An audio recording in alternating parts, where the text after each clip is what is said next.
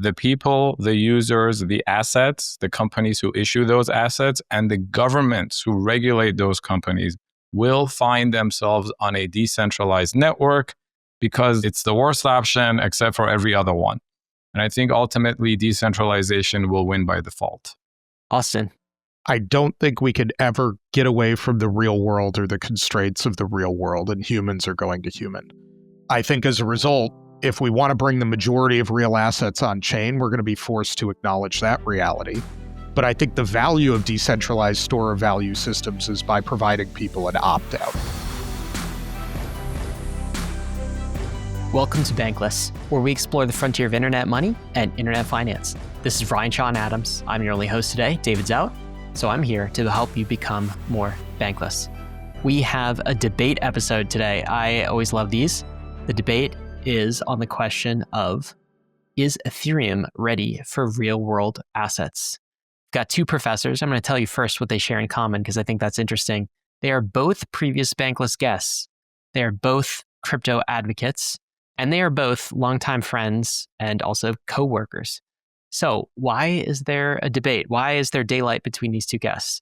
Well, Austin, on the one hand, doesn't think Ethereum is a good home for real-world assets like stablecoins and tokenized equities and all of the things we expect to come on chain. He thinks the attributes that make Ethereum decentralized, things like immutability, the element of code is law, these aren't so much features for real-world assets. They're bugs. And he simply doesn't think Ethereum is the right architectural fit.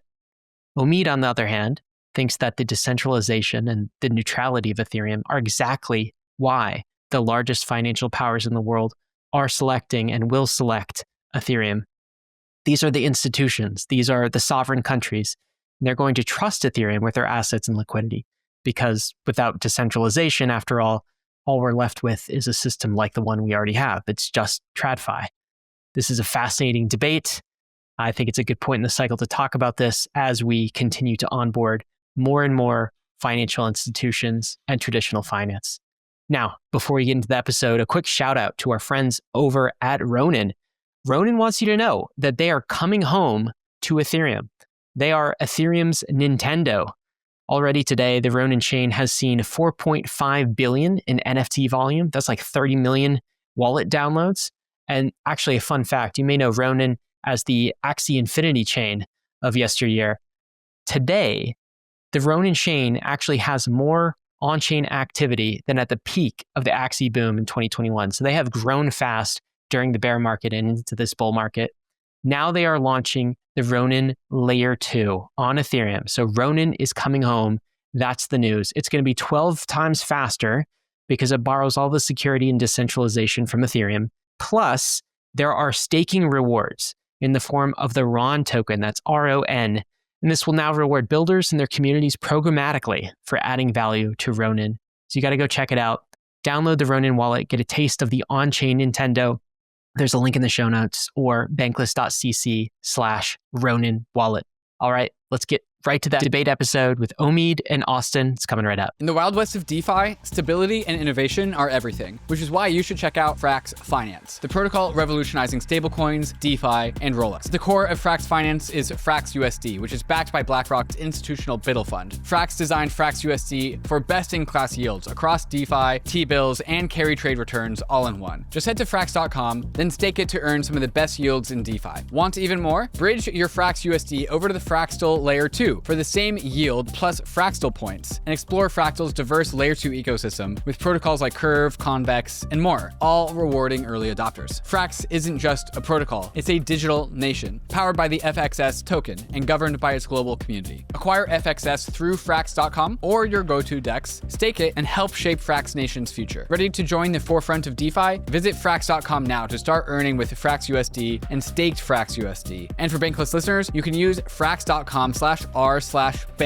when bridging to Fractal for exclusive Fractal perks and boosted rewards. Ethereum's Layer 2 universe is exploding with choices. But if you're looking for the best place to park and move your tokens, make your next stop UNICHAIN. First, liquidity. UNICHAIN hosts the most liquid UNISWAP v4 deployment on any Layer 2, giving you deeper pools for flagship pairs like ETH USDC. More liquidity means better prices, less slippage, and smoother swaps, exactly what traders crave. The numbers back it up. UNICHAIN leads all Layer 2s in total value locked for UNISWAP v4. before. And it's not just deep, it's fast and fully transparent, purpose-built to be the home base for DeFi and cross-chain liquidity. When it comes to costs, UNICHAIN is a no-brainer. Transaction fees come in about 95% cheaper than Ethereum mainnet, slashing the price of creating or accessing liquidity. Want to stay in the loop on UNICHAIN? Visit unichain.org or follow @UNICHAIN on X for all the updates. Bankless Nation, I've got a debate for you today. Everyone loves debates, and I think we're all going to enjoy this. The question I think we're putting forward to the two gentlemen on this episode is, how much does decentralization matter?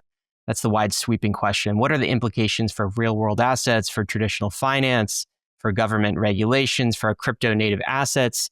And I have the perfect debate opponents to talk about this. Austin Campbell is a professor at NYU Stern. He's a big stablecoin advocate, and he's a repeat Bankless podcast guest. Austin, how you doing? Doing quite well, thank you. And excited to do this because as you get to Omid's intro, you'll find there's some significant overlap between the two of us. Well, we get to see what you agree on, what you disagree on, so that'll be interesting. Omid Malekan is a professor at Columbia. He is also a longtime blockchain crypto evangelist. Omid, welcome back to Bankless. Thank you. All right. So I think the genesis for this conversation was, like all great conversations, it started on Twitter, or the platform formerly known as Twitter on X. And there was some back and forth with you guys.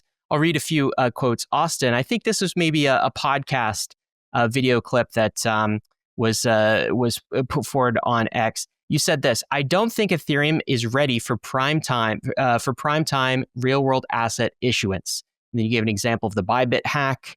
We're in a place where the Ethereum validators aren't willing to do something about exploits.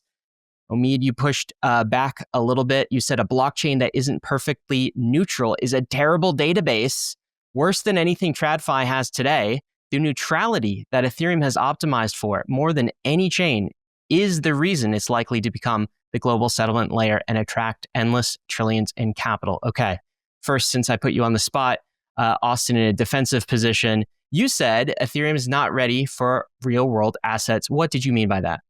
Yeah, so there's this central problem that you run into when you're thinking about RWA, and it's something I used to think a lot about when I was running a stablecoin, of you're fundamentally stuck between two worlds in terms of the masters that you answer to. And maybe the best way to make this distinction clear is to start with something like Bitcoin, right? And what I mean by that is Bitcoin is like stateless, non-sovereign, purely programmatic money. And that's kind of fine in that there's no physical representation of Bitcoin in the real world that is answering to a sovereign government. Like, this is purely an electronic construct, and the network behaves in the way the network wants to behave. And fundamentally, as somebody who owns Bitcoin in ETF format before somebody tries to rob me, I think this is actually a very good invention for the world, and I'm in favor of it.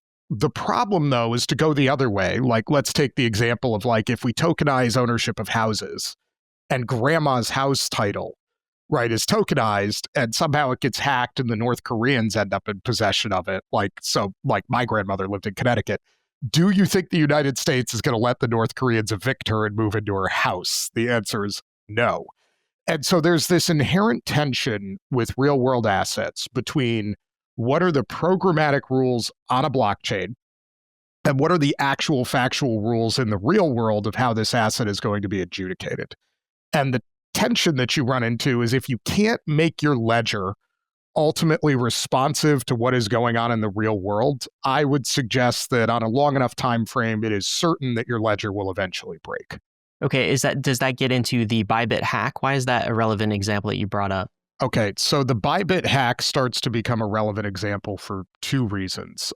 One, I was using it as a demonstration of there is currently no real coordinated way within the Ethereum community to handle these sorts of nation-state level expropriations, right? Put differently, the Bybit hack this time was ETH. How would it have been handled differently if it was, a real world asset of some sort? And specifically, the interesting part about the Bybit hack to me is less the individual token targeted and more the sophistication of the attack. Right, which is to say they got into Bybit systems themselves and compromised the people actually managing what was going on internally. And this time it was Bybit, but thought experiment for the crowd, what if that had been Tether? right? What do you do if Tether loses control of their own smart contract? Right. So in this case, it was a hack of Ether, I believe, primarily. Yes. That was the asset that was taken. And of course, no government, I suppose, could intervene. And you're saying, what if this was the Tether smart contract? What would happen in that case or something? Yeah, as a guy who ran a stablecoin, and this is the nature of like rolling discussions on a podcast, they can be a little bit disorganized at times. But my core concern is InfoSec is never perfect. It is a matter of time on a long enough timeline until people get hacked. And the question is how much damage it does and how do you recover from it? And so my concern is if we're living in a world where it is obvious that there are actors sophisticated enough to compromise people's internal security systems, genuinely, what is the response if like Tether or USDC has their smart contract compromised? And how do you do that in a way that doesn't then subsequently, as you roll down the chain, brick 95% of things that are currently deployed in the world on Ethereum? Well, Omid, those are some arguments for you. What do you say? I say that the Bybit hack is actually the best possible advertising Ethereum could have, because the overwhelming shrug that the community gave to calls of doing something about it, even though it was clearly big and was clearly some kind of a very sophisticated actor. It wasn't one of those, sometimes there's a issue on chain where like somebody makes a mistake or one person claims a hacking and then the other person says, no, this was a legitimate transaction. The Bybit hack was a great test case because it was like the perfect boogeyman scenario that anti-crypto people and anti-Bitcoin people have been telling us for like a decade, which is that, well, what are you going to do when literally North Korea steals $1 billion worth of money? And Ethereum's response was absolutely nothing. And I think that's great because neutrality is the only thing that blockchains could do well. They don't do simplicity well. We all know how complicated they are. They don't do performance well. They don't do cost well. Despite the efforts of my friends at Solana, they don't do bandwidth and throughput well, not by the standards of Web 2 and TradFi. But the one thing they can do well is to say that we have a network or a platform here that is always going to do exactly what it's supposed to, regardless of whatever legal, moral, or political order somebody else wants to put on it. Now, clearly, the Bybit hack was a bad thing, so I don't think this needs to be said, but I'll say it anyway. It's bad that it's happened. It's clearly bad for Bybit, bad for their customers, bad for the price of ETH during that period. But to me, the North Star of all of this is to build infrastructure that the rest of society could organize around, because it is neutral and predictable in a way that very few things, if anything, in the world currently is. And I think the example that Austin gives is a really interesting one, actually. I got to give you credit, Austin. I never thought about the potential consequences of somebody like hacking Tether or Circle's smart contract. And I guess like they could just like mint $1 trillion USDC, and that would definitely be catastrophic in DeFi. It would be problematic everywhere, and far worse of an example than the Bybit hack. So I appreciate you throwing that out there. But the question I have for you is like, what do you propose to do about it? That risk is out there, however small it might be. So given we know what my point of view is, given your point of view, what would be the solution?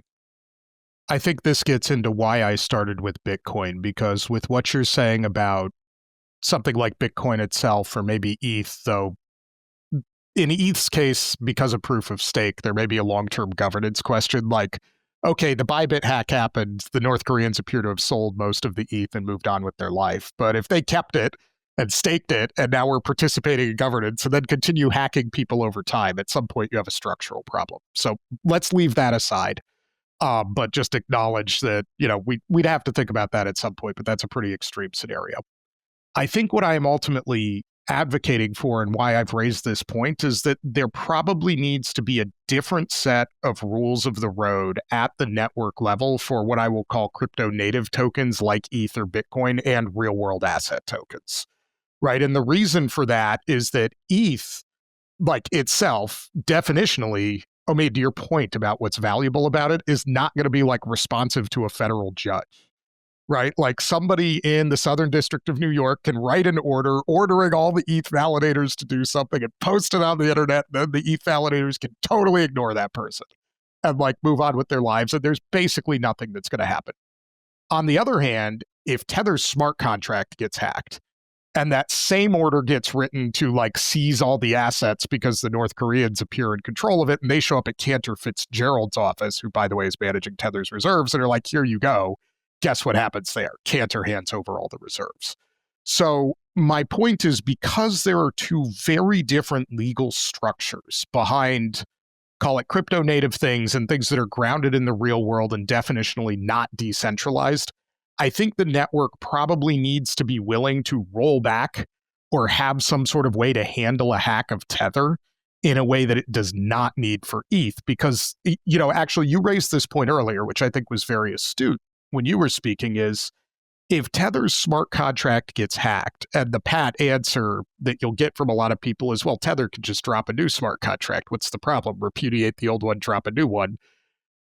I would point out to everybody that nukes basically every single DeFi protocol that has Tether integrated into them in the current like design of the ecosystem. Like Uniswap is not robust to that. Aave is not robust to that. Compound is not robust to that, right? Like you now have pools that are immutable that exist that people can transact against that have a thing in there that's now completely worthless in sort of a one-step jump, right?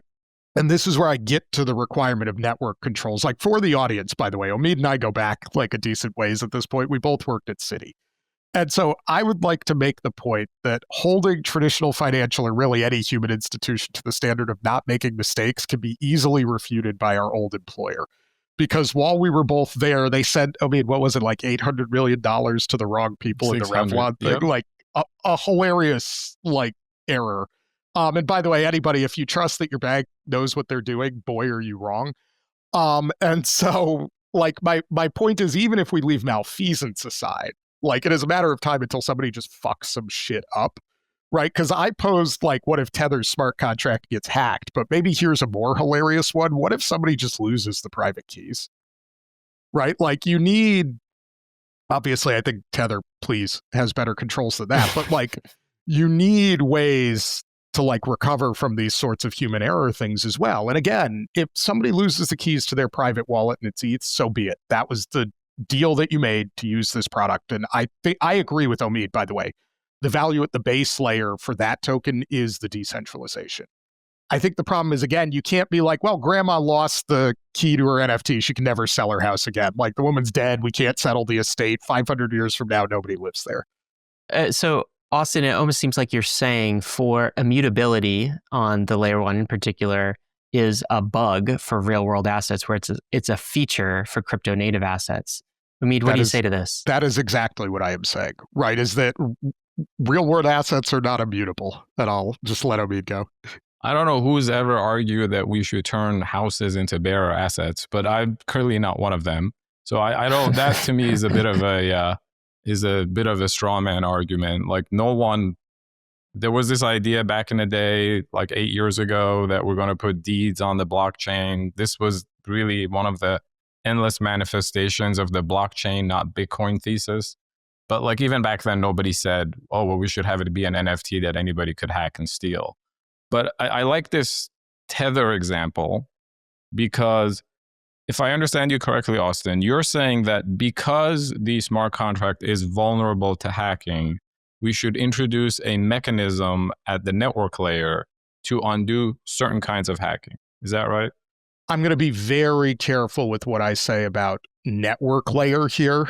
I think there are multiple like potential solutions to this problem. But I think the thing you need to introduce at the network layer is the requirement to have one of those solutions in place if you are going to put RWA on the network. Let me posit two worlds. One option, and by the way, this exists, like you could create an avalanche like subnet or L1 or whatever you want to call it with this technology of we've got a permission validator set with a hard boundary and like delays to get something off the chain. So in that case, if somebody had deployed a stable coin and the smart contract gets hacked, the validator set can be like, whoa.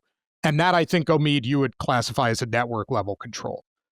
Yeah. Another one, for instance, could be, theoretically, if we build the DeFi ecosystem properly so that every smart contract that adopts a token has sort of, call it a kill switch built into it.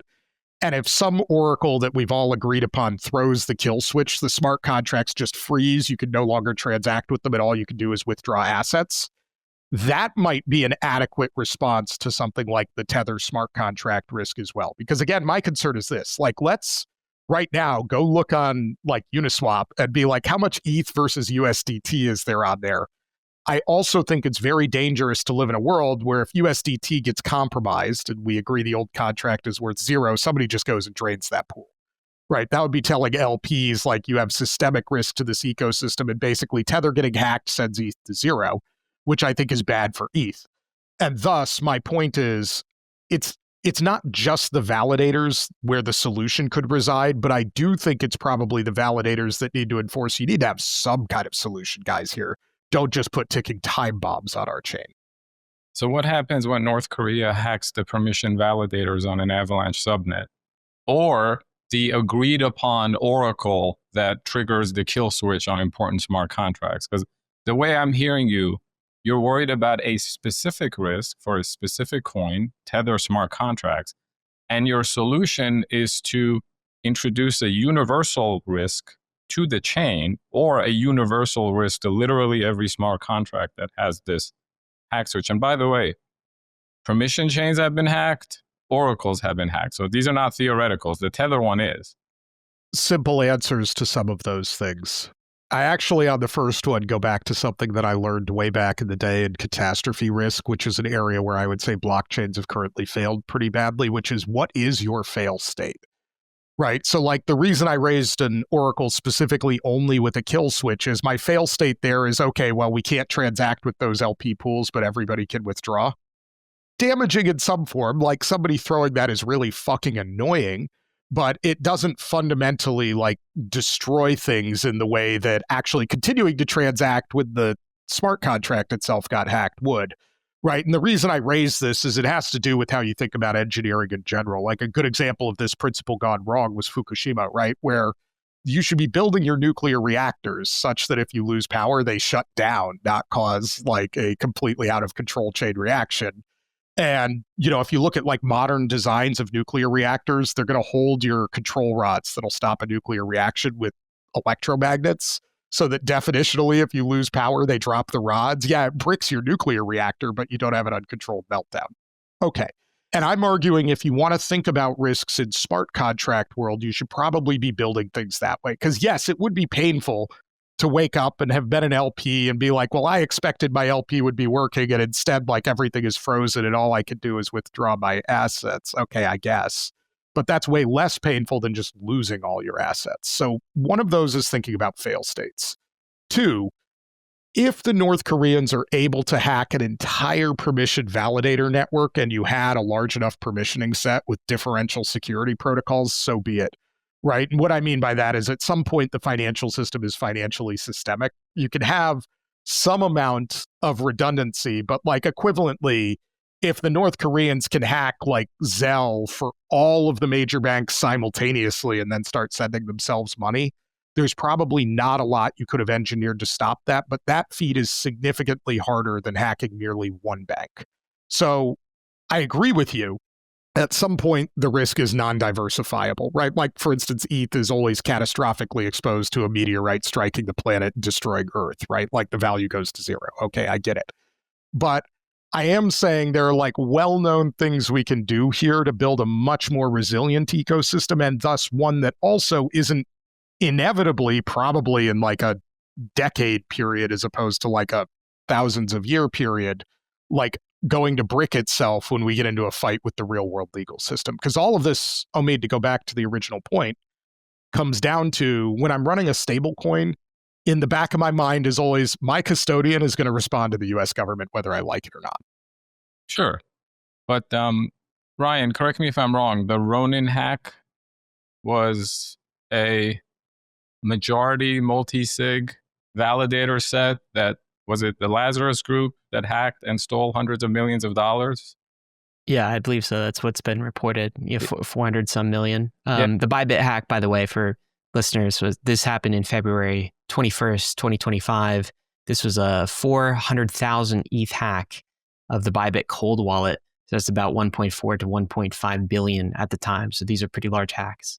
Yeah, so I bring that up because I just want to point out that Austin's Tether smart contract example remains theoretical. The having a permission chain be hacked by North Korea example did happen and was quite costly. And if I recall correctly, a lot of it was a social engineering hack, which is very, very, very, or a lot easier to do when you have a permissioned validator set of any kind, and you know who they are, you know where their computers are, you know who their employees are, and you can figure out the backdoors that way. Now, if the argument is that DeFi protocols should be more thoughtful about what kind of fail-safes they integrate into their smart contracts to handle with certain scenarios, I think that's a different argument. I still think the most important DeFi protocols will not do that. I would encourage Aave, for example, or Uniswap to never do that, because at the end of the day, the guaranteed outcomes that they provide, the 99.99% of their users and transactions that are not problematic, is not worth bastardizing in order to deal with a black swan event. Right? But if other non-fundamental DeFi protocols want to say, hey, our smart contracts actually have some kind of a fail-safe built in, like Austin's nuclear example, I think that would be an interesting experiment. In the long run, I think they would end up attracting a lot less capital, because the people who would use them would sit there and say, like, okay, but what if the back door is hacked, which happens? Or what if the back door is somehow weaponized to harm my transaction?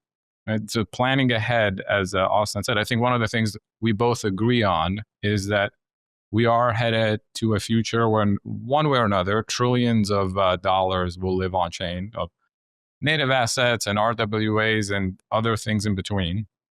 And in preparing for that world, I think the infrastructure that says you can always expect reliable outcomes will win over the ones that say most of the time you can expect reliable outcomes, but sometimes either one of our engineers gets socially hacked or a government compels us, everything goes out the window and you have no idea what protections you're going to have, right?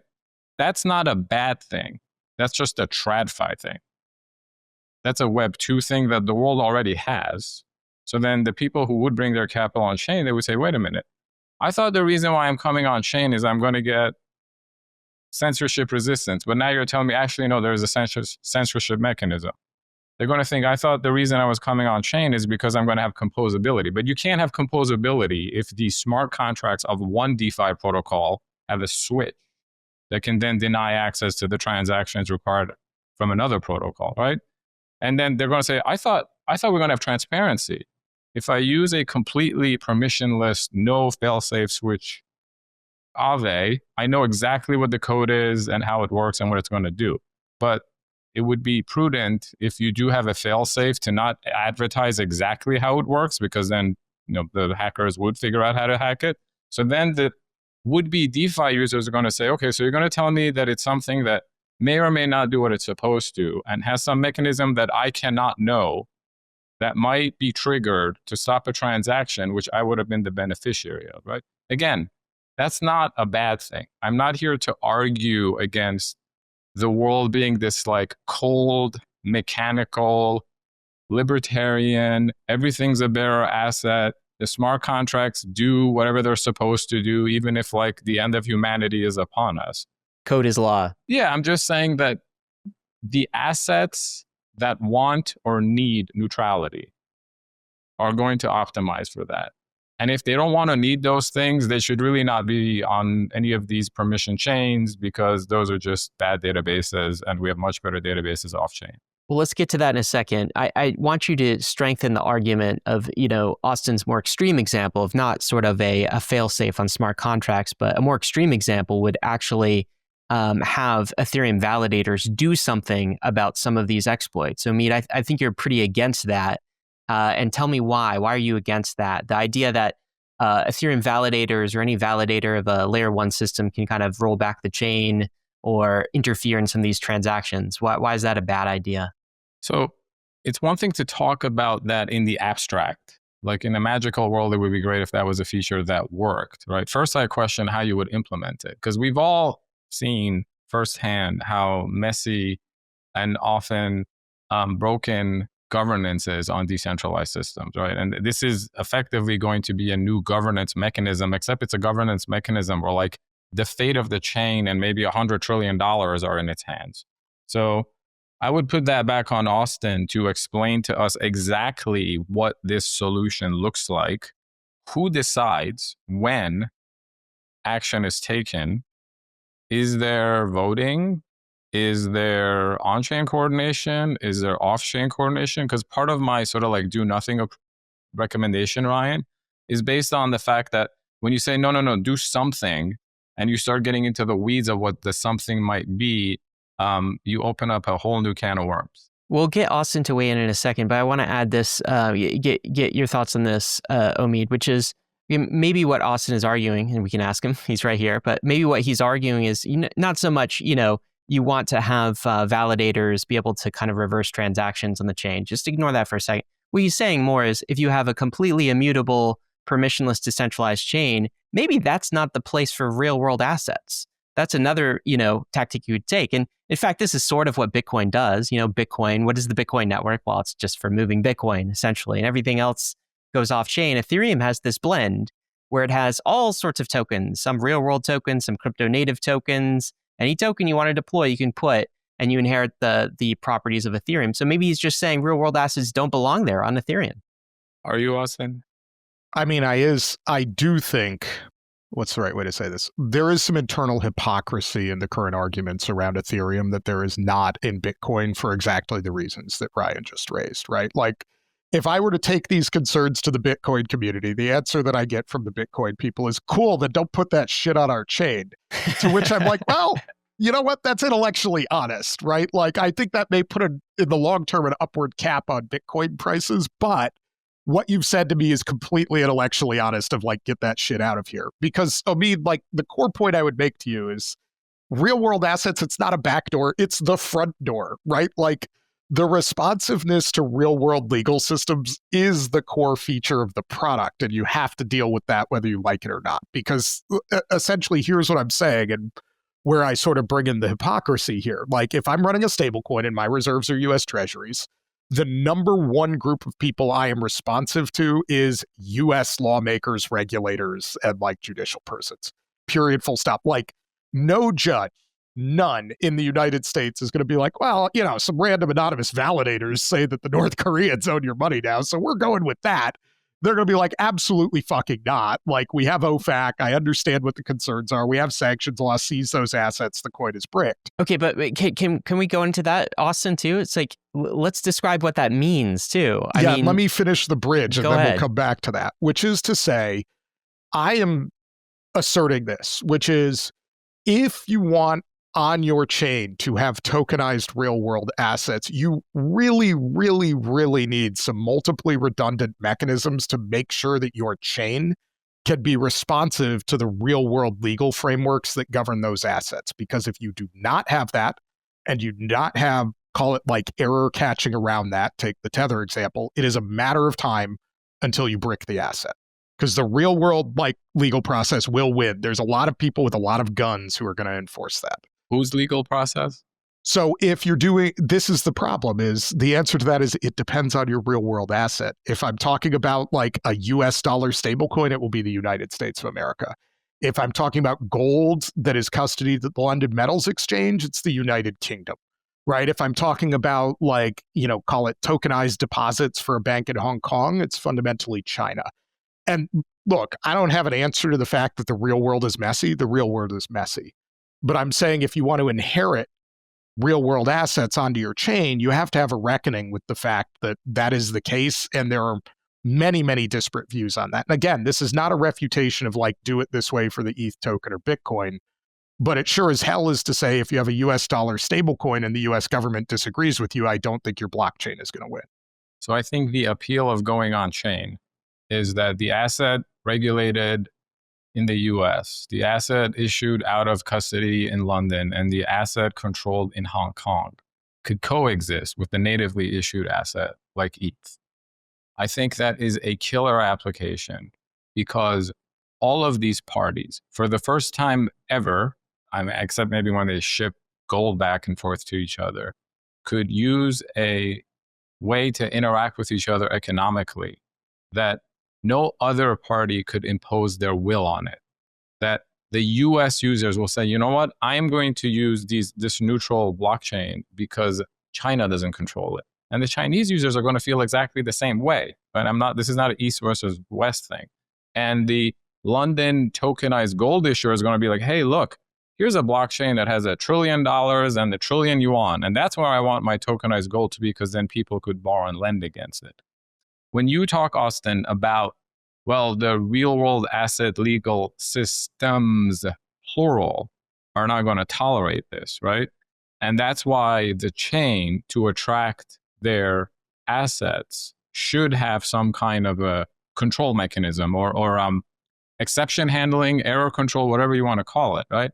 Then what I think is you are headed for a world where some transaction involving a US party and a Hong Kong party happens, and then the Chinese authorities go to the chain and say, this is an invalid transaction, you must stop it. And then almost immediately, President Trump tweets, no, it's a valid transaction, it must go through. And now you have destroyed your censorable or fail-safe blockchain because it's become completely politicized. So my argument is, if these assets are going to go on chain, they are going to go on the chain where everybody's treated equally. And that treatment is, we don't care. You get hacked here, you get robbed there, you make a mistake there. The Chinese government wants us to do something. The US government wants us to do the opposite thing. We have no power to change any of it. I think that is going to attract far more users and assets than it's going to repel.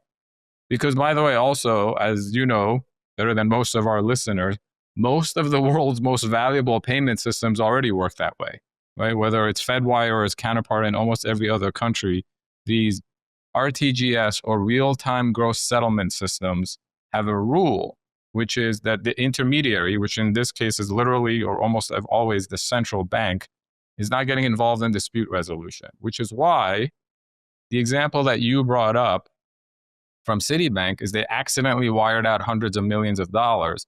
The only way they could get it back is to go to court and use the legal system to sue the recipient to give him the money back. And first they lost, and then I think they won on appeal. But the most important thing is the Fed's position, right? The mother of all centralized TradFi, Jekyll Island intermediaries who processes trillions of dollars in payments a day. Their position is, we are neutral, not our problem. You make a mistake, not our problem. The Central Bank of Pakistan was hacked and the money was routed through Fedwire. And the Fed's response was, not our problem. So given TradFi recognizes the importance of neutrality when it comes to important transactions, I actually don't think it's that far of a reach to say that, hey, that's how the blockchain is going to work. Unlike Fedwire, though, it's going to be for different currencies and tokens and NFTs and whatever. And I think the TradFi mind, if we could call it that, will be like, oh, okay, you're doing the same thing that every central bank does, but in a more universal way. Well, for the same reason that I'm glad the central bank is neutral, I'm glad that the blockchain is neutral, and I'm going to move my assets on there. I'm going to say I don't think this is a correct description of how the Federal Reserve operates, because I agree with you, they are neutral for the people that they choose to let on their network. And boy, does Caitlin Long have some things to say about that, for instance. And also, if people are repeat offenders, they will totally kick them off their network. So one of the things that the Fed is doing, and I think we should both just say this for the listeners, is they are highly permissioned as to who gets to use the Fed infrastructure to send payments in the first place. So part of why they can be like, well, you made a mistake, is it's big boys only who are there by permission. Like, you had to be let into the club by the bouncer, right? The bouncers being the group that gives master accounts at the Federal Reserve. And then two, boy, do they do bank supervision, right? Like these are people going into all of the members and like observing them, auditing them, setting rules and procedures. Like this is not just you show up and you get to do what you want. So I will concede if you were to create like an L1 blockchain where the validators and the people using it were permissioned in the way that the Fed does, I'd be a lot more chill about neutrality, but we've just eliminated 99.999% of users for blockchains because now it's just big banks. So part one there. Part two, I think the hypothetical world that you have proposed where there are these permissionless trades on blockchains and nation states can't intervene does not exist and is not the world we live in. I think the hypothetical you gave of what if Donald Trump starts shouting about this is valid or not valid is unfortunately the one we are already in with real world assets. Because again, I will go back to the point of the unfortunate reality that we face is, actually, let's take your example because I think it was a really good one. We have a world where we have ETH, we have tokenized gold in London, we have a Chinese stablecoin, and we have an American stablecoin, right? I'm going to use Chinese and American because the assets just need to reside there. Like you can have a weird like Euro American, fine, whatever, but there's a Chinese and American one. Here's what I'm saying is the way the chain ultimately functions, whether you like it or not. And the question is just, does your code reflect the real world reality? London controls how the gold token operates, China controls how the Chinese stablecoin operates, and America controls how the American stablecoin operates. Because if you could brick the reserve and brick the issuer, you control the coin. And I agree with you, Omid. There are things governments can do that would destroy the value proposition of the chain, or at least using that specific asset on the chain. But the problem is, yeah, like that's just the way it is. I don't like that, right? I do think there could be better real world frameworks, but I think that requires a lot of legal, right, and regulatory reform that has not occurred yet. Because here's the fundamental problem with your system.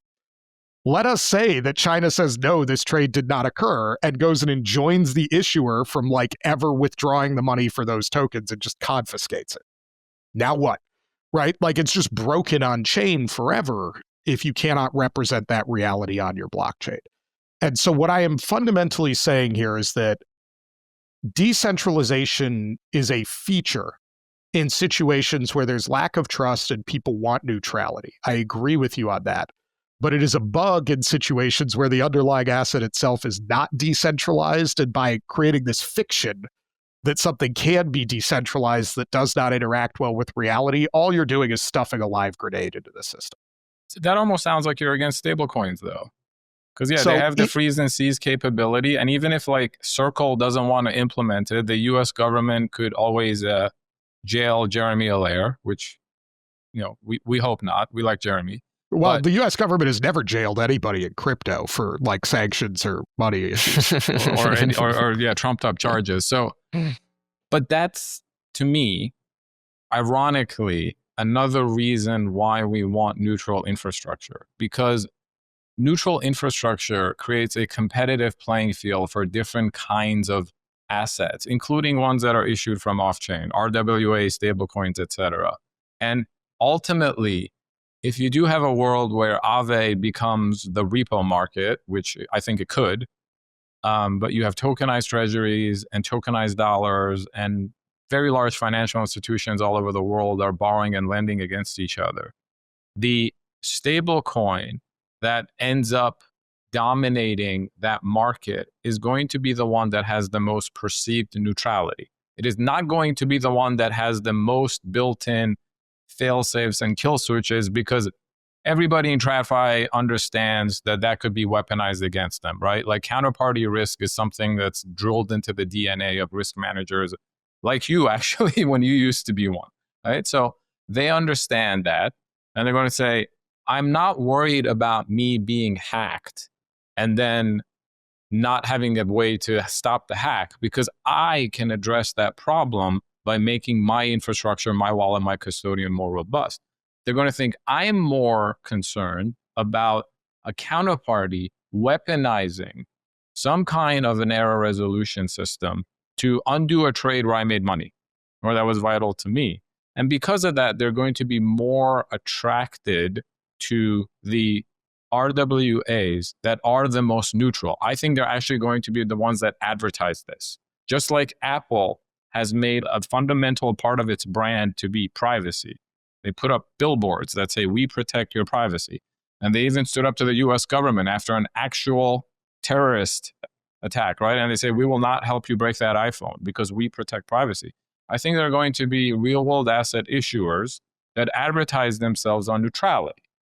And then they win. So whether it's dollars or euros or renminbi or gold, whatever it is, we'll see how the balance of global asset preferences shift over time too. If you have a neutral blockchain, it's going to attract more neutral assets, including the ones that are issued off chain. They'll never be fully neutral, but there will be a CEO of a stablecoin issuer who advertises himself as willing to go to jail in order to fight against some kind of a court order from some government. And then the market will ultimately attract more and more of these assets. And then you're like the little smaller London tokenized gold issuer. You're going to think, I want my gold token to be the winner because that's how I make money, right? My vested personal interest is to make my gold token neutral. So you get this sort of like network effect of the RWAs becoming more and more resilient. And the final boss in all this, I think we all agree, is the government, right? I think the governments that want their currency to be more widely adopted, which is all of them, well, almost all of them, maybe not the Swiss, and the asset issuers, whether it's they're tokenizing commodities or equities or whatever, right? They're all going to want to win the neutrality race. And then the governments who want their businesses to win, who want their currencies to win, who want their version of the US Treasury or the actual US Treasury bond to win, they're all going to say, you know what? We want to win the neutrality Olympics because then we get more money, more spending, more jobs, more taxes. So if you start with this base infrastructure that is neutral, I think it creates a cascading effect where the assets become neutral. And then the issuers of the assets become more neutral. And the final boss, the governments that issue those assets are going to be more willing to be neutral than they are today. So I would say I don't think as of yet that's been shown to be the true revealed market preference for real world assets. Like I actually think you've just made an exceptional argument in favor of Bitcoin, to be totally honest with you, right? Like I know all three of us like believe in Bitcoin to some extent in addition to ETH as an asset. So like I think this one we're preaching to the choir on. But I would tell you like you could create a stable coin like that, but the costs of it are very high. Right? Like I would need to find some sort of relatively neutral offshore jurisdiction. And the assets I'm going to need to hold are like physical fucking bills in a vault so that they're not responsive to judicial procedures. And then I'm going to need a bunch of people to defend the thing. Like Eric Prince and I are going to need to have a contract, right? So that we can keep this stuff secure. And by the way, all of that is actually doable. And in fact, Omid, I think you and I both know a lawyer who's thought about the joking idea of a central bank physical currency. Right? Like you could, if you want to like descend into like levels of madness, go like Hideo Kojima Metal Gear style, like let's create a like offshore military contractor that holds all the currency type behavior.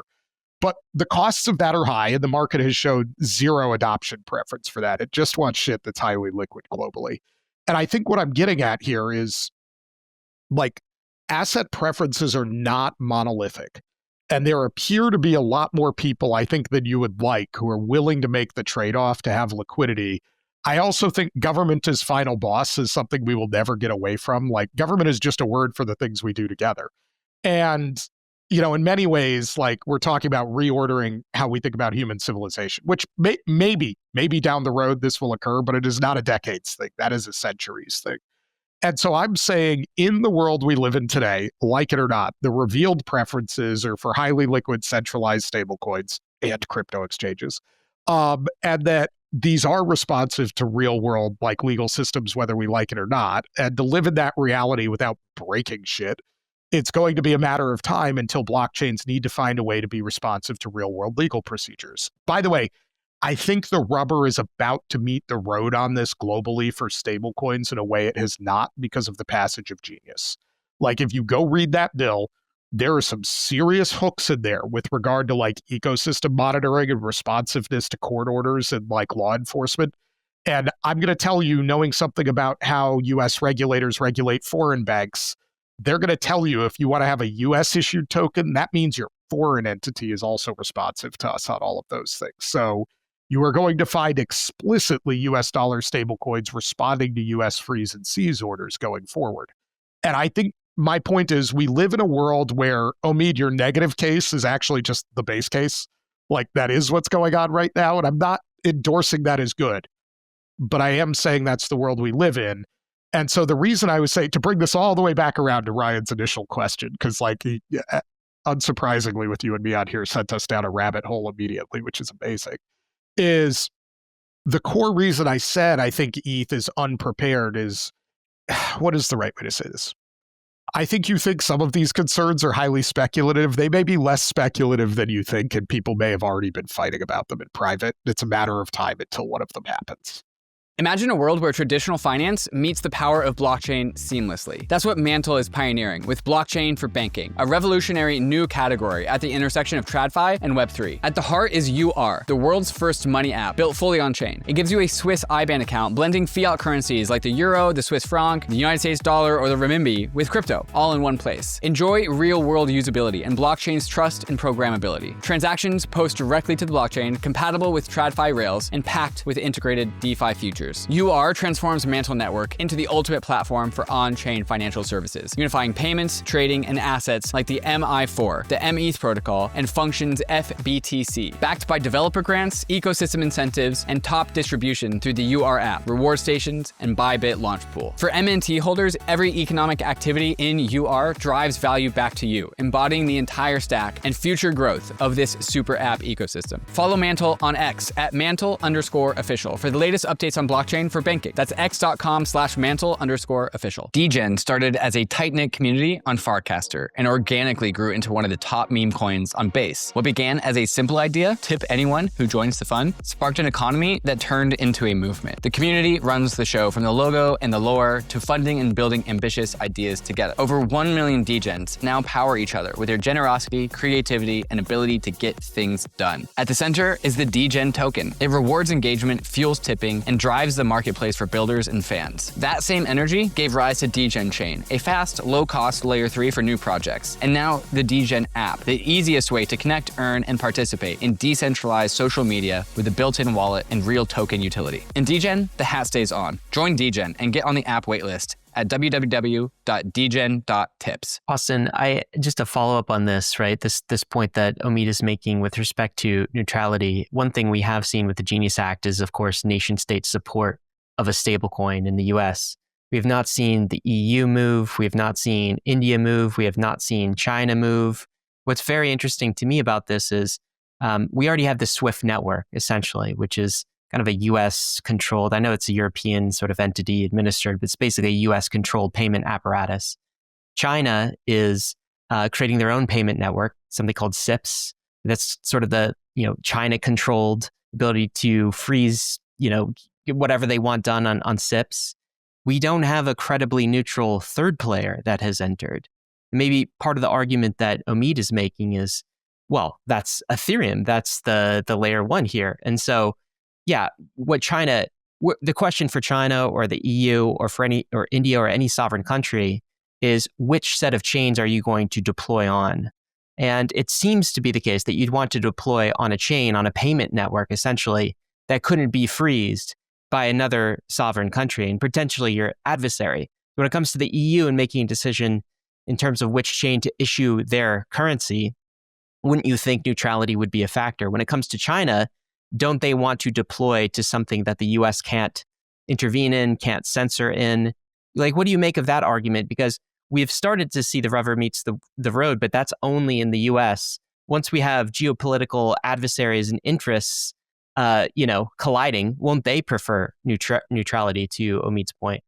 Well, I would remind everybody, Europe has moved. They have MiCA. It's just terrible and broken because in the classic European fashion, they misunderstood the problem and so created basically bank-captured tokenized deposits that can only function within Europe. So golf clap, guys. Good work.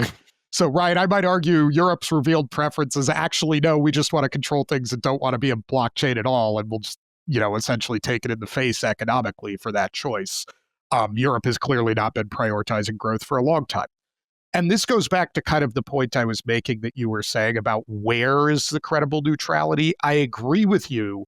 They want a blockchain that cannot be unilaterally dominated in all ways by their nation state adversaries. But here is the problem that you're going to run into, for instance, with China, is they're going to tell you, we don't want to be on a chain that the United States is in control of, like unilaterally. But we also aren't deploying on a chain where we can't control our own currency, because that will obliterate our currency controls. So you get into this sort of prisoner's dilemma, or if you will, Mexican standoff, if we start incorporating the EU too, where like everybody wants to have the control over their thing, but they don't want other people to have control over their thing. Right? So like China doesn't want the US to run their currency, and the US doesn't want China to run their currency. The EU is not okay with either of them running their currency, and so on and so forth. But also all of them want like a place to transact. And this is sort of why I'm coming back to, if you want a blockchain that can simultaneously be the warehouse of the majority of RWA and actually trade, call it more freely amongst each other, certainly more freely than the current very sort of siloed global network, but you also want it to be something that people will actually use, what you're getting into is a system where it's local responsiveness to local tokens only, right? Like China can't tell the US how a US token works, and the US can't tell China how a China token works, but they need to be able to tell themselves how the tokens work. Because if you don't do that, while I agree with you that ETH will have some value, it's essentially going to become the trading venue only for limited forms of FX and maybe certain forms of physical commodities. Securities will not be on there. Derivatives will not be on there. Many forms of trade finance will not be on there, so on and so forth. Because like once things start breaking with real world legal systems, like you're just done, right? Like congratulations, I have a token that's non-representative of the economics of the real world. It has no value to me.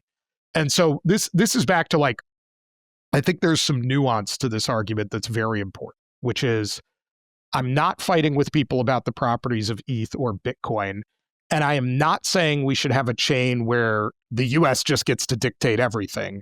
But I am, to go back to the real world is messy point, saying if we want to tokenize the maximum number of assets, and maybe that's not your goal, we can come back to that in a minute, but if you want to tokenize the maximum number of assets, you're going to need a real world system where you can revert some of these things. Because like simply put, to go back to the basic examples, like the North Koreans are not moving into grandma's house in Connecticut, and they're not getting a board seat on Apple if they somehow like hack the Apple stock contract and steal a bunch of it. Like it's not happening. And so you would need a chain that can reflect those legal frameworks one way or another. I still don't understand what your solution is. You just made a more eloquent argument than I could as to how messy legal frameworks are in an international geopolitical setting. And then you're saying, and I want a blockchain that's accountable to all of them. Like, I really, like, how does it work? What's the consensus mechanism? What's the governance? Like, in the event that China wants to dispute a stablecoin transaction, do they file a form? Is there a website? And then where does it go? You're going to have validators, right? And you tell me what consensus mechanism you're running. What is the process by which they decide that this messy Chinese request that is now being disputed by a messy American request is going to resolve in the chain? Something simple, like we're going to freeze the transaction. How would that work? I think the punchline on how you make those things work is unfortunately relatively simple, and I think most crypto people are not going to like this. Back to your pre-specifying systems. If I were designing a blockchain and I were thinking about tokenizing real assets at scale on that chain, I would want for each asset when it's deployed to have to specify who does it think it's answerable to, and to have the network agree with that definition for the thing to exist. So I guess what I'm fundamentally saying is I think the permissioning might need to exist at the do you get to put your token on here layer, which is probably an unsatisfactory answer to a lot of people in crypto, and I understand that, but would solve this problem pretty well, which is to say USDC would drop and say, we are responsive to like the US government, US states, and that is the answer. And if you want us to do something, go to them. And if you don't like that, fuck off, because that's how it works for us, right? Like, deal.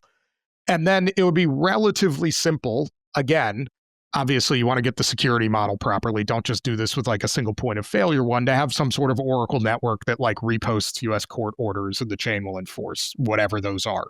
Code them properly, right? Like we can have standards here. That doesn't bother me. But like we need some way to communicate effectively in this vector. And so if China comes and says, well, we have a problem with this USDC transaction, the answer that the chain gives, because it's already set these rules in advance, is cool, go to a US court, get an order, or fuck off, right? But it will also work the other way with China, is my point. Is like the United States, Donald Trump can't just stand up and be like, I don't like that transaction that happened with the Chinese CBDC on this chain, so reverse it. They'll be like, dog, go get a court order from China. It says it right there. That's the only thing we can enforce.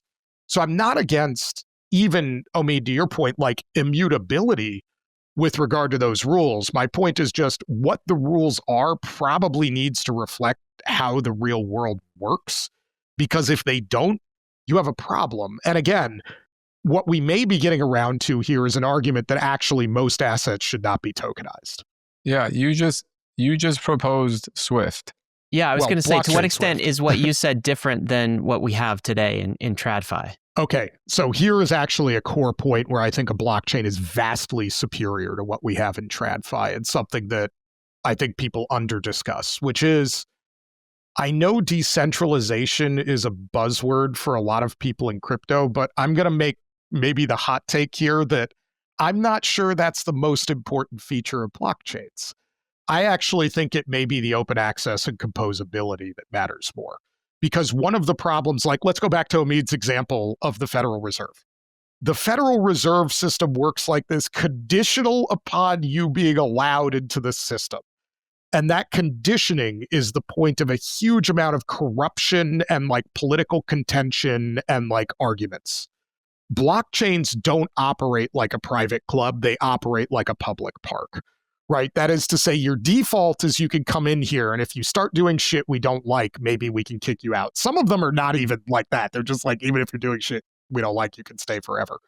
But at least some of them are designed in the way of like, the default is you get to come in and then we have to kick you out for bad behavior.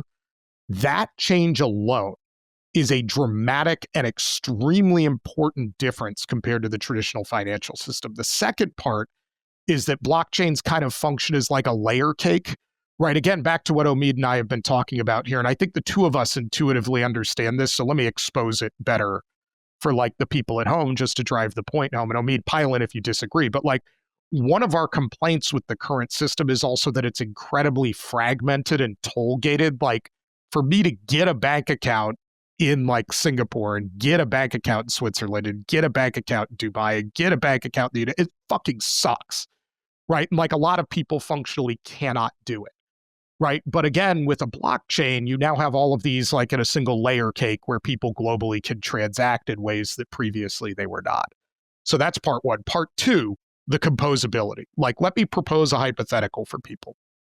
If you have a great business idea that would be value additive for the world and consumers, on which you're not going to charge egregious fees, but the problem is you need to build it on top of the Chase banking app in the Apple Store, what do you think your odds of success are?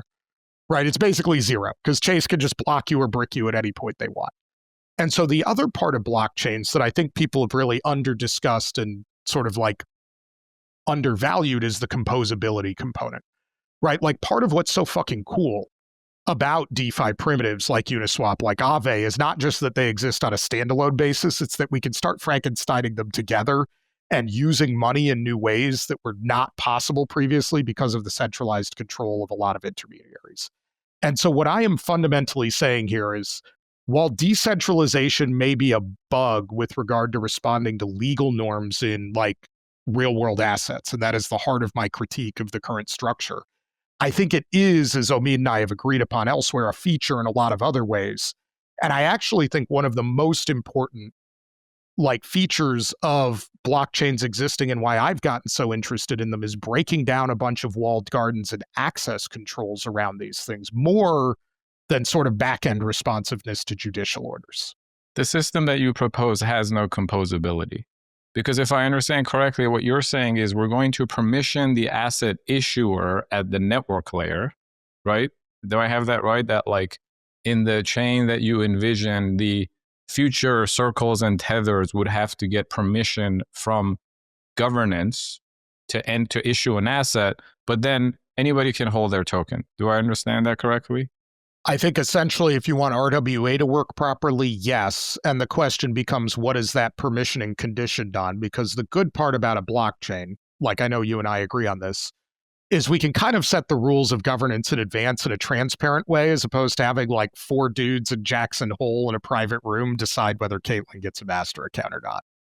But how? Again, like you're in your system, the validator set for a blockchain will somehow publicly determine whether Circle gets to issue USDC on that chain or not. Vote. How? Vote. That's a legal governance thing. It's not a consensus thing, right? Are they going to have voting? I mean, who's going to decide? Yeah, my answer to that is ultimately, Omid, this all comes back to social consensus and voting with real world assets. Like whether we like it or not, that is what the current system is. Because like, again, to go back to the root of my critique, if the ETH validators say a transaction is good in USDC and the US government says it's not, the US government wins. Yeah, I mean, that's the present state. And my point was that because the ETH validators are not going to get involved, Circle is less likely to want to do something, which then in the long run will make the US government less likely to do something. Now, you're saying that no, the US government is always going to want to flex its muscle. Yes. And we should design the system to give the US government what it wants. I say, no, we shouldn't. We should design the system to optimize for mitigating counterparty risk, giving guaranteed outcomes. Whichever one of us turns out to be right remains to be seen. But I just want to point out, in a system where the validators get to permission the issuer of an asset, there is no composability. Because just as easily as the validators could permission a stablecoin issuer, they can depermission that stablecoin issuer. And you would have to be insane to build a massive Aave-like lending market on a stablecoin that the validators could decide tomorrow is no longer allowed on this chain. Right? The risk is there always, and this is a fundamental problem in DeFi, that the circles of the world could do that too, right? If Circle wanted to tomorrow, they could brick all of DeFi. However, if they did that, it would destroy their business. Their $30-ish billion in market cap would go to zero. The personal wealth that the executives have built, particularly recently as the stock went public, would collapse. So the way the system is designed today, they have a very strong financial incentive to leave things be in DeFi, which, by the way, they have, right? You know this better than me, that Circle has historically actually been resistant to when governments come and knock in and say, we need you to permission this and depermission that. But what you want to do is take that risk, which I concede is already a liability for DeFi, and integrate it at the consensus layer, which to me means that we've just blown up the whole thing. And if that's what you want, then I would like to introduce you to a New Jersey-based firm named DTCC. They already permission everyone and everything for you. They are quite good at it. They've been around a long time. Never been hacked by North Korea, as far as I know. It's hard to hack paper share certificates. Can't be hacked. They have been demobilized and dematerialized lately. So actually, it's mostly now just electronic ledger. Yeah, no, but the overall point is like, it might be that what you and I disagree on is whether the neutrality of an actual permissionless blockchain is desirable in of itself, even for non-permissioned assets. I think it very much is, but I think it's valid. We don't know yet, right? It's still, as you've pointed out on other podcasts, like the size of crypto is still a rounding error to the size of TradFi. Yeah. So we'll see what it is. My point is, if you think that is all the world will tolerate, then please, for the love of God, use a database. Do not use hash functions that serve absolutely no purpose. Do not incorporate public key cryptography that serves absolutely no purpose other than to slow everything down and make it needlessly complicated. And do not use words like composable. Composability at the end of the day is only possible if the infrastructure is as neutral as the laws of physics, right? And you might turn out to be right. I disagree, but you might turn out to be right that that's not what the world is going to tolerate. But if that's the case, then sorry, bankless guys, the podcast is not pointless. Blockchains are not useful for anything other than just like meme coins and niche DEGEN activity. Also, Austin and I are going to have to find new topics to teach and become experts in, because it turns out that the actual TAM of public permissionless networks is limited to just what Bitcoin does. All right, so I have 2 points on this where I think it's a little more nuanced than what you've said. Though I appreciate the rhetoric. You're good at what you do. One, I think some of the argument is actually more about the volatility surface of errors. I would tell you in the current space, the problem that we have with blockchains is they're incredibly fragilized, which is to say, when you have a system where Circle is, call it incentivized in the current way they are, which is to resist as long as possible, the problem is what you have there is your volatility is none, none, none, none, none. Oops, right? That is to say, at some point, the United States shows up at Boney Mellon and it's like, give us the entire reserve. And you're just broken. Because if they find severe enough issues, they're not going to do the thing of like, oh, we'll negotiate a little. It's like, we see like $4 billion in the hands of the Iranians. We're just freezing everything and we'll sort this shit out in bankruptcy. And it does all go to zero. So it goes from fine to fucked, right, is how I would describe it. I am arguing we might be better with a system that has medium amounts of volatility at all times, because those tend to evolve towards stronger outcomes. Like Omid, I think part of our disagreement is I think we are more likely to get to a future where we force governments to chill the hell out about like the extreme degree of control that they currently want by putting these things right in their face and like revealing to everybody the consequences of what they're doing. Right? I think the current system is kind of trying to trade away from it, disguises, like call it the malfeasance of that. I think it may be better a little bit like, when your dog like pees in the house, to bring the dog over to it and be like, see what you did. But you want to put it at the protocol layer, right? It already exists at the asset issuer layer. Okay, Circle is already heavily regulated, but you want the blockchain to incorporate and again, I'm not saying that the validators need to enforce specific transaction restrictions, but they should probably enforce some degree of redundancy if we want to do it this way. Because again, there is a non-zero chance that in 2027, we wake up and 100% of Circle's assets are freezed. And then what happens? Again, like in the current system, you're a very binary, like it's great, we're fucked. And I'm arguing it would be better to have moderate levels within there as one part of it. Two, to get to your other point, I actually do disagree with you on the composability thing, because DTCC is a great example here. There are middle states between a fully decentralized blockchain where we have tens of thousands to hundreds of thousands to millions of anonymous public validators and 5 dudes in a broom closet in New Jersey, right? Like being the controllers of all of this stuff. I do think there is a pretty good argument, as somebody who spent a lot of time thinking about financial market structure, that something like a blockchain, because again, none of you trust each other, composed of like, call it the 500 largest financial institutions in some jurisdiction or set of jurisdictions that are willing to cooperate, is significantly better than DTCC, right? Because there, the ability for individual entities to exert outsized influence or compromise the system goes down dramatically. So I think it's less binary than like you've laid it out. I think, again, it's like the problem with TradFi people is we like binary options. Like we want a 0 or a 1 and a fixed outcome. And this is more of a volatility surface problem. But I think blockchains are usable for significant improvements. I do not think private, like unilateral blockchains are, though. Like I think Omid and I both agree that like private bank chains are absolutely a bridge to nowhere. Why are you doing this? Please, for the love of God, just use a database. Yeah. Right? Like that's pointless. But a blockchain of like the 500 largest, call it American financial companies in the world to move all these assets around, even if we're only talking about local to America, is probably better than the current system.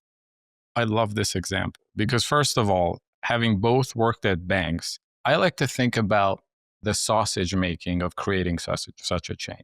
Because every bank, 500 institutions, they're all going to have a bunch of lawyers involved. They're all going to have a bunch of risk people involved, biz dev, reputation. And of course, this is going to be the global clearing layer for everything. So then management and the board is going to have to be involved. So now we have 2,000 to 10,000 bureaucrats in a room, and they have to decide how to design a consortium. Great. Good luck with that. I think that's literally impossible, but for the sake of argument, I'm going to say that, Austin, you might be the one person who can pull it off. You're very connected in that world. You're extremely witty and charming. So you corral the bankers and they agree on a consortium that they're going to do this. Great. One of the things I love about public permissionless chains is that they provide very simple answers to the most fundamental questions. Who owns it? Who controls it? Who gets to use it? Who gets the data? Who profits from it, right? And if I ask those questions about Ethereum, who owns it? Nobody. Who controls it? Some very diffuse group of stakers, nodes, token holders. I've heard it's a single podcast, right, that controls that thing that is in fact driving the entire narrative. Right. And then like who gets to use it? Everyone. How are fees determined? By the market, so forth and so on. In the consortium chain example, you've corralled the bankers. They're all going to agree. Okay, who owns it? Okay, so who gets equity? One, let me be very clear here. I think if it's just banks, it fails because you have like a specific stripe of narrow interests, right? You need many kinds of regulated institutions. Even better. Who owns it? Hold on. Let me finish. Two, I think the way that you end up getting there, and this goes back to the ownership question, I actually agree with Omid. There's zero chance, like zero. You're going to get bureaucrats in a room and they're going to decide on this. Like, what was the median time to launch a new product at Citi was probably like 2 years. And that's just us making a decision. I was going to say ourselves. Never, but you're being more generous. Probably about 2 years. As somebody who launched one, it was 2 years. So fat tail outlier. Yeah. Well, again, as you said, I'm uniquely qualified here. But like joking aside, I don't think they're going to be able to do it. This goes back to my point of when you incorporate these things and start forcing people to look at the consequences of their action, do you know what does actually dramatically change things is legislation. I think you have to hold the feet to the fire of the people. It's a little bit like, okay, I'm going to reveal that I'm a like OG internet DEGEN, but I was around for like the creation of the malicious compliance subreddit. And I would suggest to people that this is like my inner spirit animal of like, you've got to say to people, hey, if these are the rules you said, we're actually going to do the thing that you said the rules do. So like, look at what's happening, you idiots. I would tell you, I think designing chains to operate in this way will force governments to start having to respond to, oh shit, all of this stuff is broken. Right? Like, actually, we need to fix it. And the answer as to how you get to this sort of state of the world, Omid, is that people will put pressure on them to bring the hammer down. And I think I have way more faith about that than many people, because, like, I've been personally involved in the United States and, like, talking to politicians and lawmakers and legislators and regulators and watching the ball move from, like, the hysteria of, like, the anti-crypto Biden admin to, like, degrees where they were like trying to ban all public blockchains and like committed perjury in a court in Utah to try to destroy a product, Debtbox versus SEC, if anybody doesn't believe me, to the point where we're like passing legislation on this stuff and grappling with these things. I maybe have more faith in the political process forcing people to come to these conclusions. And then you have much more unification between real world governance and what's happening on a blockchain than the two of them, like in sort of like the Cartman versus Jimmy fight from South Park to determine like whose ledger wins. Once again, you have reinvented TradFi. And even if the government compels it, which by the way, down. It's maybe for you, but not for me. I'm here for something fundamentally different. And most people might not know this, but the core infrastructure of Wall Street and TradFi was created in the exact process that Austin just spelled out, whether we're talking about clearing systems, settlement systems, payment systems, DTCC to the Chicago Mercantile Exchange to Visa and MasterCard. They all began as regulatory blessed consortiums where people in suits said, you know what we need? We need the responsible executives of large corporations to get together and build some kind of important infrastructure that they all share.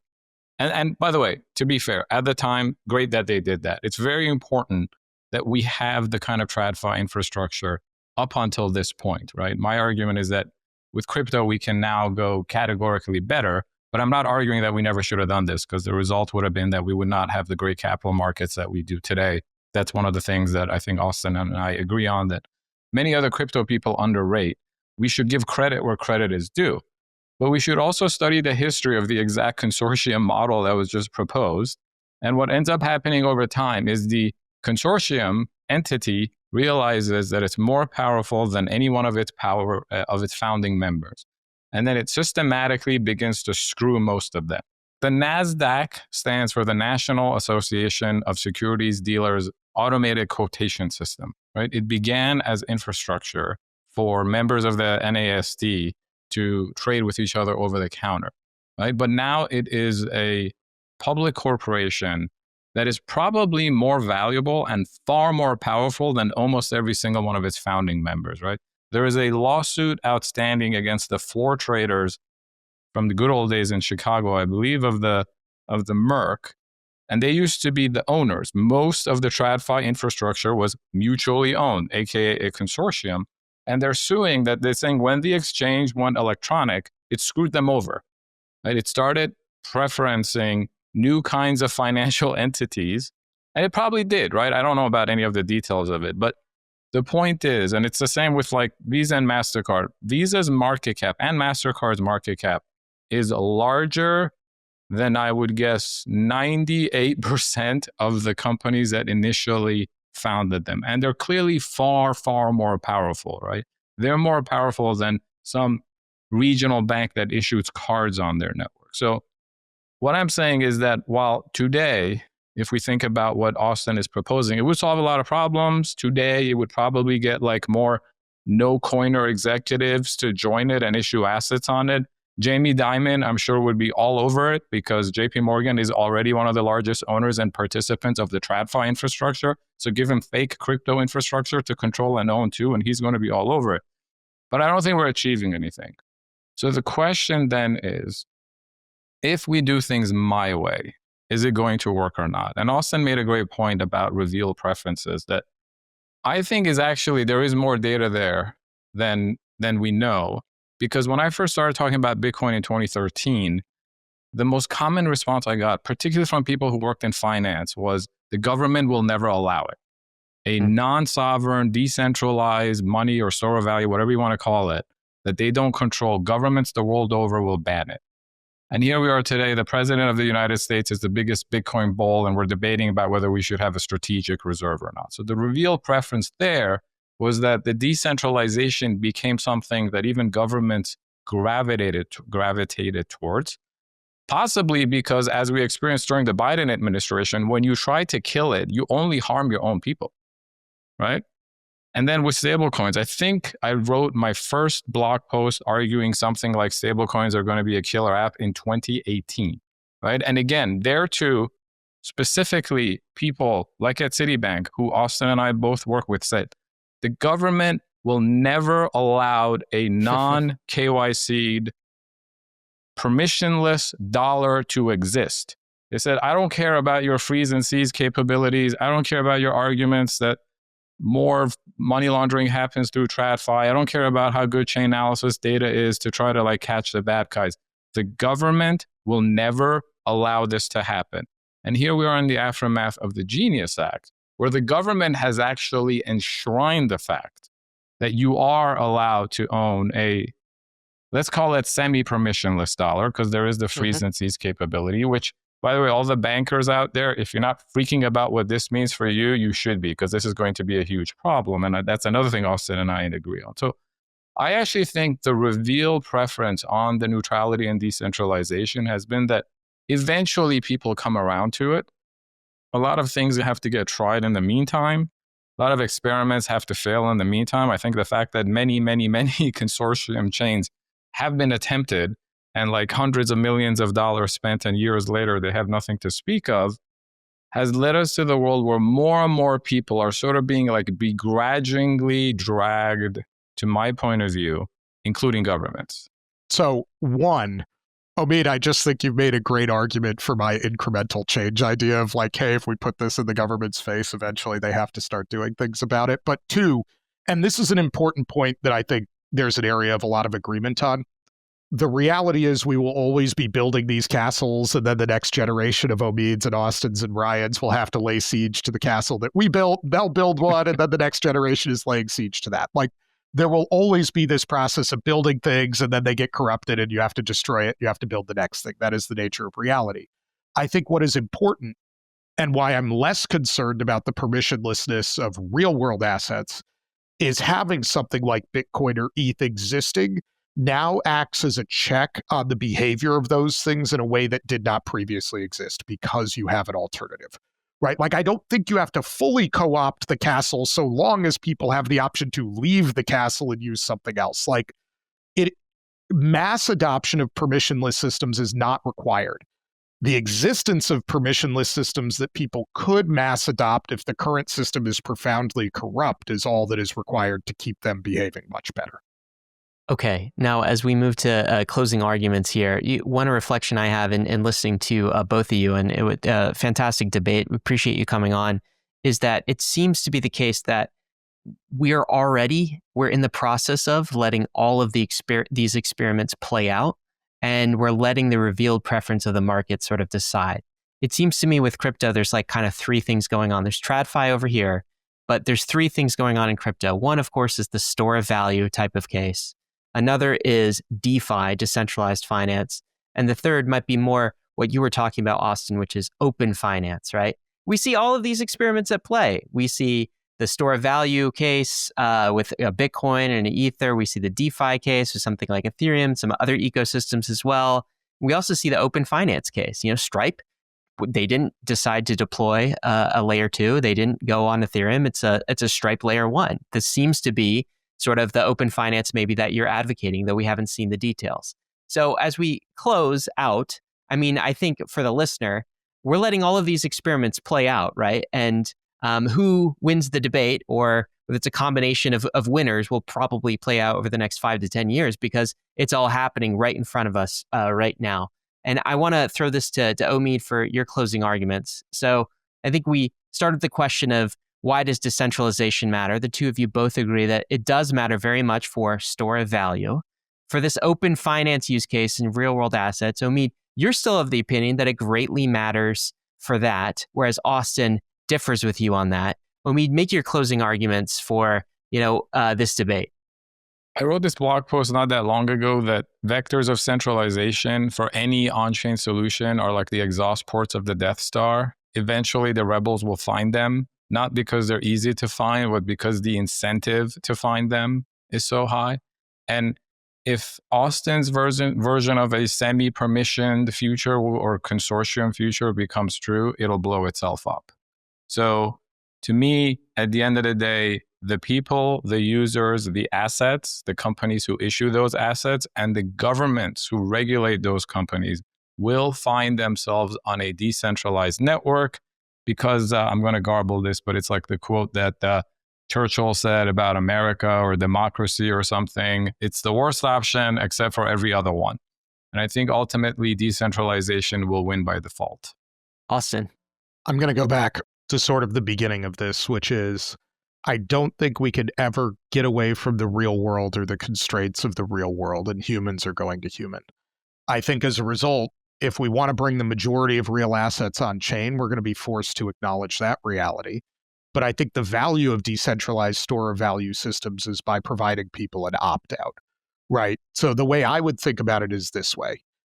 Bitcoin is now your floor. You have to do better than Bitcoin in order to be more valuable than people just owning Bitcoin. If ETH works the same way, ETH is now your floor. You have to do better than ETH to actually create significant value above that. And where I think I differ with Omid is I don't think transaction preferences are monolithic. There are some areas where like speed and controls and error reversal are significantly more valuable than others. I care less about mistakes if I'm buying a $5 sandwich than I do if I'm clearing like $5 trillion of overnight reverse repo. For sure. Right. And so I don't think this is a monolithic system. And I think the real legacy of blockchains is going to be doing two things at once, and they don't need to be done in the exact same way at the exact same time, which is one, raising the floor on global conduct in financial markets, which I'm just going to strictly say is a massive, massive improvement in human rights on average over time. And I think what's happening here is incredibly important.